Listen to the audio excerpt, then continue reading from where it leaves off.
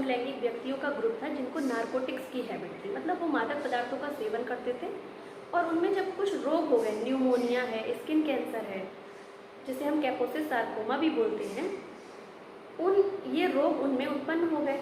तो जब इनके कारणों की खोज की गई कि ये किस कारण से हो रहे हैं, तो पता चला कि इनमें इन रोगों से लड़ने की क्षमता समाप्त हो चुकी है, जिसकी वजह से इस दशा को नाम दिया गया एड्स का, जिसे हम बोलते हैं एक्वायर्ड इम्यूनो डेफिशिएंसी सिंड्रोम। इसके बाद आगे शोध कार्य हुआ कि ये किस वजह से हो रहा है, इम्यूनिटी क्यों ख़त्म हो रही है लोगों की, जो भी जिनमें ये रोग थे उनमें इम्यूनिटी ख़त्म क्यों हो रही है। तो जब इनके कारणों की खोज की गई तो एक पाश्चर इंस्टीट्यूट के एक वैज्ञानिक थे लुक मॉन्टेग्रियर, और दूसरे अमेरिका के ही नेशनल इंस्टीट्यूट ऑफ हेल्थ के एक वैज्ञानिक थे रॉबर्ट गैलो। इन्होंने मिलकर जब शोध कार्य किया अलग अलग समय पर, तो ये पता चला कि एक वायरस है रेट्रोवायरस श्रेणी का, जिसकी वजह से इनकी इम्यूनिटी जो है व्यक्तियों की वो समाप्त हो रही है।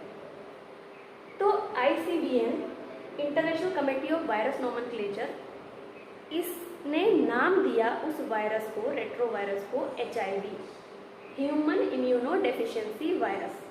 ऐसा वायरस जो ह्यूमन की यानी मनुष्य की इम्यूनिटी को कम कर दे। डेफिशिएंसी मतलब कम करना, तो ह्यूमन इम्यूनो डेफिशिएंसी वायरस इसको नाम दिया गया। अब हम इसके स्ट्रक्चर की बात करें तो इसका स्ट्रक्चर 0.1 न्यू माइक्रोन लगभग होता है और इसके स्ट्रक्चर में 3 पार्ट्स होते हैं। एक सेंट्रल कोर रीजन, दूसरा इसके बाहर का ये जो रीजन है इसे हम बोलते हैं कैप्सिड, और सबसे बाहर का ये जो रीजन है इसको हम बोलते हैं आउटर एनवलप या फिर आउटर प्रोटीन और लिपिड से बना हुआ आवरण।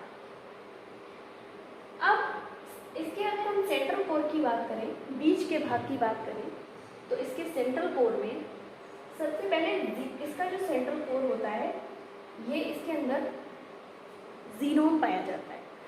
हम सभी जानते हैं कि वायरस का शरीर जो होता है, वायरस जो होता है वो प्रोटीन और जेनेटिक मटेरियल से मिलकर बना होता है। तो इसमें जो जेनेटिक मटेरियल होता है वो होता है सिंगल स्ट्रैंडेड RNA।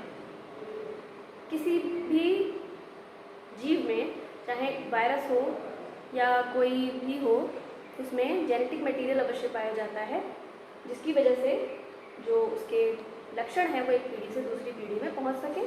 तो इसमें जो इनका जीनोम होता है वो होता है सिंगल स्ट्रैंडेड RNA, लेकिन इसमें सेंट्रल कोर में सिंगल स्ट्रैंडेड RNA के 2 स्ट्रैंड पाए जाते हैं, 2 राइबोन्यूक्लियोटाइड चेन्स के रूप में ये जीनोम इसका पाया जाता है। उसके बाद इसमें ये जो इसका सेंट्रल कोर वाला रीजन है इसमें कुछ प्रोटीन्स भी पाई जाती है। प्रोटीन जो ये पाई जाती है इसमें मुख्यतः reverse transcriptase enzyme, integrase enzyme, protease enzyme और राइबोन्यूक्लियस एंजाइम पाया जाता है। इसमें से जो सबसे मुख्य होता है वो होता है रिवर्स ट्रांसक्रिप्टेज P64। ये रिवर्स ट्रांसक्रिप्टेज एंजाइम ही ये जो रोग फैलाता है, एड्स की दशा उत्पन्न करता है, इसका रीज़न मुख्य रूप से यही होता है, रिवर्स ट्रांसक्रिप्टेज एंजाइम। आगे बात करेंगे इसकी कि ये क्या करता है। इसके बाद इसका और आगे का स्ट्रक्चर हम देख लेते हैं। इसका जो कैप्सिड वाला भाग है, यानी मध्य में कैप्सिड रीजन होता है, जिसके 2 पार्ट्स होते हैं, एक इनर पार्ट और एक आउटर पार्ट। ये इसका आउटर पार्ट है जो P17 प्रोटीन से मिलकर बना होता है, आउटर लेयर, और जो इसका इनर रीजन है वो P24 प्रोटीन से मिलकर बना होता है। हम सभी को पता है कि प्रोटीन और न्यूक्लिक एसिड यानी जेनेटिक मटेरियल जो होता है उससे मिलकर ही वायरस की स्ट्रक्चर जो होता है, बॉडी का स्ट्रक्चर वो बनता है। तो ये जो मोस्टली जो स्ट्रक्चर होता है वो प्रोटीन से मिलकर ही बना होता है। अब इसके सबसे बाहर की अगर हम बात करें तो ये बाई लिपिड लेयर होती है, मतलब लिपिड की दोहरी झिल्ली होती है, और इसमें साथ में ग्लाइकोप्रोटीन भी पाया जाता है। ये जो वायरस का आउटर एनवेलप है ये जो आउटर एनवलप है ये स्पाइक्स के रूप में होता है। ये जो आप देख रहे हैं ये स्पाइक्स हैं, और इसका आउटर एनवलप जो होता है वो होस्ट सेल से ही, होस्ट सेल की जो सेल मेम्ब्रेन होती है उसी से डेवलप होता है, उसी से जनरेट होता है और स्पाइक्स के फॉर्म में होता है। ये जो स्पाइक्स आप देख रहे हैं इसमें जो होस्ट सेल होती है उसकी कुछ प्रोटीन्स और इसकी वायरस की खुद की प्रोटीन्स ये होती हैं। जो एक वायरस की खुद की प्रोटीन्स होती हैं उसमें GP41 और एक GP120, जो ये नॉब्स हैं जो आपको स्पाइक्स के फॉर्म में दिख रही हैं नॉब्स, इसका जो नीचे वाला रीजन होता है वो पेडंकल कहलाता है, जो कि GP41 प्रोटीन का बना होता है, और इसकी जो ऊपर नॉब लाइक स्ट्रक्चर जो होता है वो GP120 प्रोटीन से बना होता है, और ये दोनों मिलकर स्पाइक्स के रूप में एक स्पाइक मतलब स्पाइक का फॉर्मेशन करते हैं। ऊपर नॉब स्ट्रक्चर होता है, नीचे पेडंकल होता है, और ये दोनों ही मिलकर एनवलप का निर्माण करते हैं, यानी बाहरी आवरण का निर्माण करते हैं।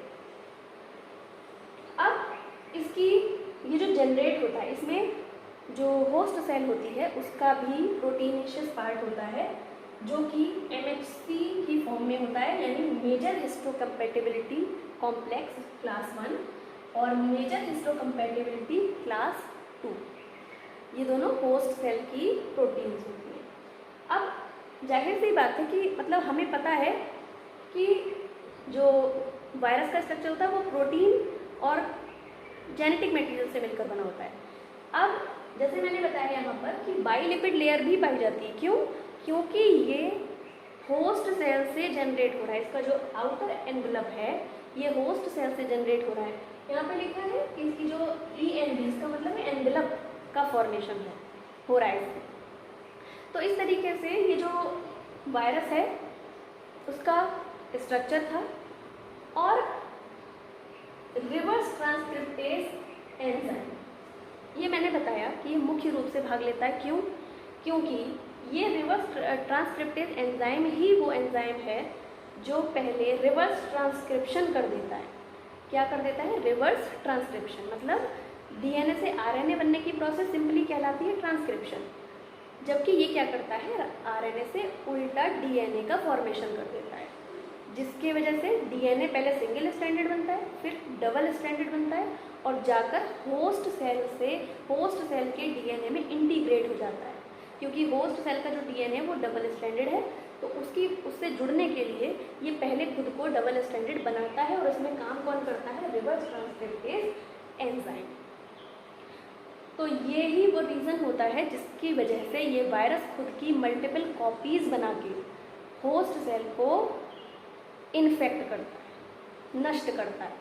और कौन सी वो सेल होती है जिनको वो ये नष्ट करता है? वो होती है T4 लिम्फोसाइट सेल्स, जो हमारी बॉडी को इम्यूनिटी देती है, हमारी इम्यूनिटी को बढ़ाती है। उन सेल्स पर ये वायरस अटैक करता है, उनको नष्ट करता है, अपनी मल्टीपल कॉपीज़ बनाता है, और फिर बहुत सारे वायरस की जब कॉपीज़ बन जाती हैं, ऐसे बहुत सारे वायरस जब बन जाते हैं तो वो बहुत सारी लिम्फोसाइट सेल्स को नष्ट करते हैं। इसी प्रकार से तो ये जो है रिवर्स ट्रांसक्रिप्टेज एंजाइम की मुख्य भूमिका इसमें होती है। अब आप देख सकते हैं कि जो एड्स है वो कुछ मेन रीज़न से ट्रांसमिट हो सकता है, जैसे कि ब्लड, सीमेन, और जैसे आप देख सकते हैं इसके अलावा वेजाइनल फ्लूइड है और रेक्टल फ्लूइड है।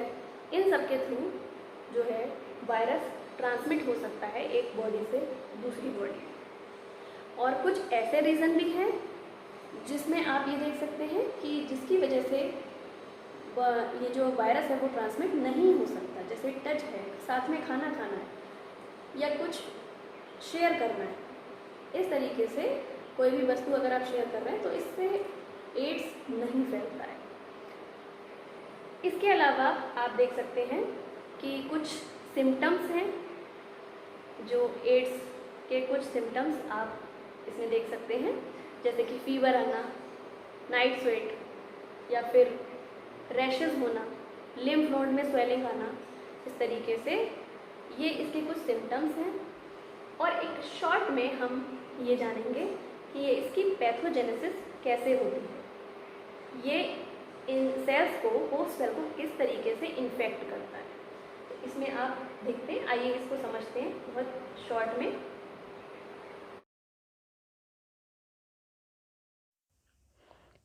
देखिए, हम देखेंगे इसमें किस तरीके से इसका मल्टीप्लिकेशन होता है, किस तरीके से पैथोजेनेसिस होती है। ये सबसे पहले जो T4 लिम्फोसाइट सेल है उसको उस पर अटैक करेगी।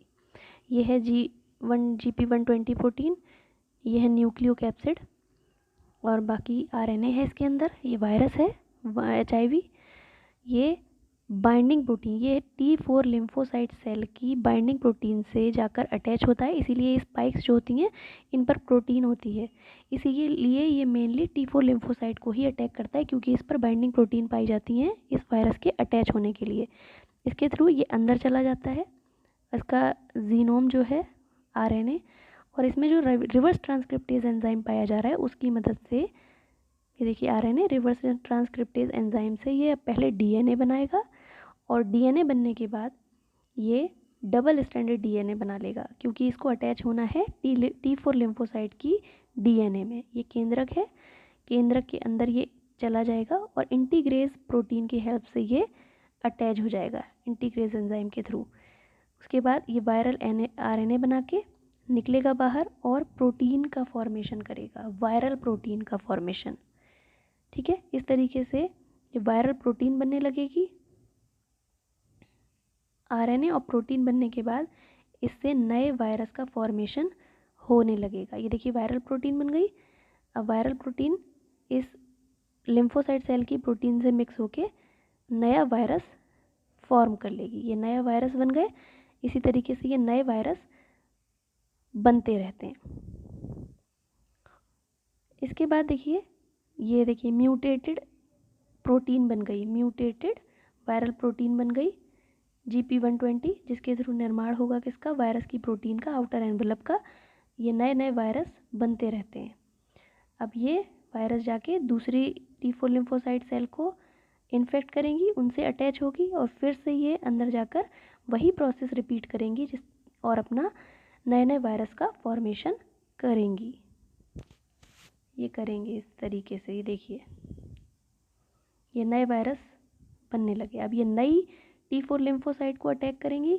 T4 लिम्फोसाइट टारगेट क्यों होती है, क्योंकि इस पर बाइंडिंग प्रोटीन पाई जाती है वायरल RNA के अटैच होने के लिए।